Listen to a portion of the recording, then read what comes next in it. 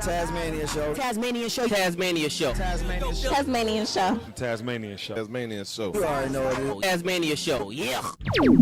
Wagwan gang, back in this thing, and if you really gang, bang that like button. If you like the vibe, subscribe. If you don't have good energy, keep your ass inside. You're tuning into the Tasmania show at Taz Tikoon, brought to you by Tazzy's Baddie. Shout out to everybody that's been copping the merch, that checked out my album, that's been subscribing. I appreciate y'all so much. Today we talking about Kodak Black.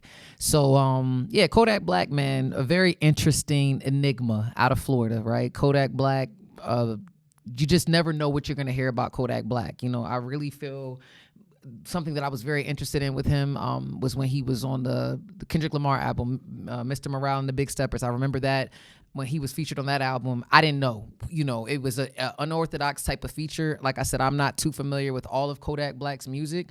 I know Roll in Peace, like there's so many different songs. Like he's just a vibe, like his energy, his personality. I'm not even sure if he's like streaming and doing all of that, but he recently was arrested in Florida. So that's what we're talking about today. It says rapper Kodak Black was arrested on a drug trafficking charge in Florida in May 2026. On May 6, legal name Bill Capri was booked into the Orange County Jail with a felony drug trafficking charge related to a drug known as MDMA, also known as ecstasy. The charge stems from a November 2025 incident in Orlando in which police responded to gunfire and searched the vehicles. In one of them, the authorities found the MDMA along with items linked to the rapper. Kodak Black pleaded not guilty in court and requested a jury trial. His bond was set at $75,000 and he was released posting bond. That's what the situation is right now. He recently turned himself in. There's been so many different things in the media when it comes to Kodak Black. I know he has I've heard that he has a really, really good management team, and you know, but it's like they'll say, for example, you could take a person out the hood, you know, whether it's being a product of your environment, institutionalization, like outgrowing, and sometimes. You know, and I heard Nipsey Hussle say this, one of my songs, Rest in Peace, Nipsey Hussle, circle got smaller, everybody can't grow, can't go. You know what I'm saying? You gotta, sometimes when you're trying to grow, your environment could be the thing that holds you back. And as I'm expressing this to you, there's this clip that went viral and people were concerned about Kodak Black about this time last year. We're gonna record the wrong thing. Take a seat next to him, Enjoy that food, Take a seat next to him, brother. Talk to the people. Hold on, fool, bro. I want to be part of that shit, bro.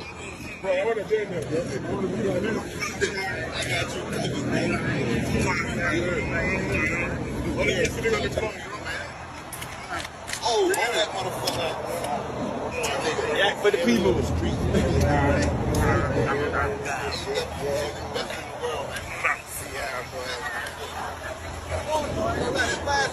Boy, you want something, though? Tell them folks what's going on. Tell them like, man, what the hell going on? I'm going to bed. I'm going to bed. Come on, let's go. Yeah, I don't know what that was about, but like if I'd have saw that, I'd have thought he was on something too. It reminds me of like with that Lil Nas X clip. There's a lot of people, like fame is a drug, a serious drug, right? But it's like you on the ground eating chicken in the middle of the street. I don't know if that's what Kodak Black grew up doing in Florida or whatever, but it's like you hit a certain point where I know that if I was outside, right, you'll look and be like, why is that nigga sitting down eating chicken? Like you look homeless. And I'm not, let me be very clear. In the Middle Eastern cultures, there are some cultures, Japanese, Chinese, whatever, there are some people that do actually sit on the ground and they eat.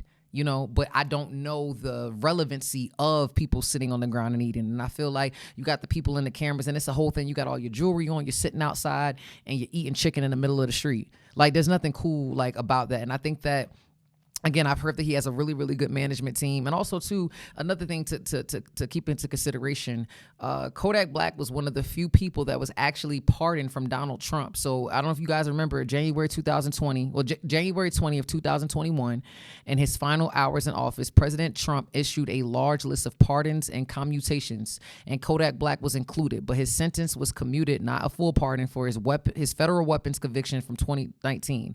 A commutation means his prison sentence was reduced or eliminated, but the conviction itself remained on his record. Kodak had been serving nearly 4 years in a federal prison after pleading guilty to lying on firearm purchase forms, and Trump's clemency ended that sentence early. So he's gotten second chances. You know what I'm saying? Like even with Kodak Black, like his name has come up in the media for different things or whatever, but I really do pray that he surrounds himself by people that aren't his yes man. Sometimes when you are the breadwinner or you the one that's cutting the check, you have to really say to yourself, how much do I want to be able to be the person that stands up to you? Like even in the Adrian Broner situation, when you're out, you're drunk, you're driving, you want somebody to be able to take your keys from you. But this is a clip right here from when Kodak Black is actually in court. In terms of bond, I am going to slightly increase the bond. I think based upon your, not the fact that you're a rapper, I think that has no binding, but the other factors that the court considered is your prior criminal history, including 12 prior felony convictions, 2 misdemeanor convictions, 1 failure to appear. That was quite some time ago, so I'm not giving a ton of weight to the failure to appear, but I think an appropriate bond in this case would be $75,000, so that's going to be what the court sets the bond at. As conditions of your bond, I am going to order that you not return to the scene of the offense, which is 910 Airvilla Road, Orlando, Florida, which is the Children's Safety Village. Additionally, I am going to order that you not have any contact with any of the co-defendants in your case, so specifically Mr. Avon Joseph and Mr. James Twitty. Additionally, you are not to possess or consume any drugs or controlled substances without a valid prescription. Additionally, this should go without saying because you are already a felon, but you're not to possess any weapons or firearms. Additionally, I am going to order that you not have contact with any of the other witnesses in the case, so specifically Gisgard Cantave, Arquita McDougald, Dion Rogers, and Mazrick Senmelis. Aside from that, I believe those are all the conditions that I think would be appropriate in this particular case. Obviously, if you all are seeking to have the bond modified or reduced, you can file the appropriate motion with the assigned judge, and I'm sure they'll get you in the docket to address that for you. You heard right there. They didn't take his passports. They didn't think that he was a flight risk. So honestly, this is a win, you know what I'm saying, for Kodak Black in a sense. But it's like, how many more chances are you going to get? You know, you've been pardoned, you eating chicken in the street, you got these drugs, and nobody's bigger than the program. And I pray that with him and his talent and the people around him that he could just, like I said, you know, make amends. You see some people go to jail, they come home and they clean up completely.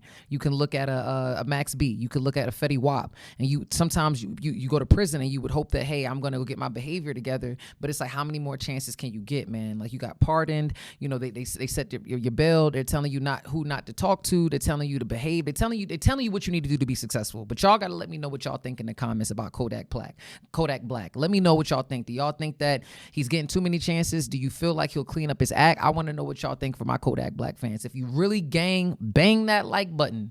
And if you like the vibe, subscribe. If you don't have good energy, keep your ass inside. You're tuning into the Tasmania Show with Taz Tikoon, brought to you by Tazzy's Baddies. Let's grow. Tikoon running up the score, Tazzy's Baddies on the floor. And that ass is super fatty, call me Zaddy, throw some more. Super nasty, she a savage, slaughter fucker like a whore. Popping bottles, foreign models, Tikoon on the world tour. Shorty, what you bad for? Turn this to a hit-a-thon. Damn, all your bitches bad, tell them they can come along.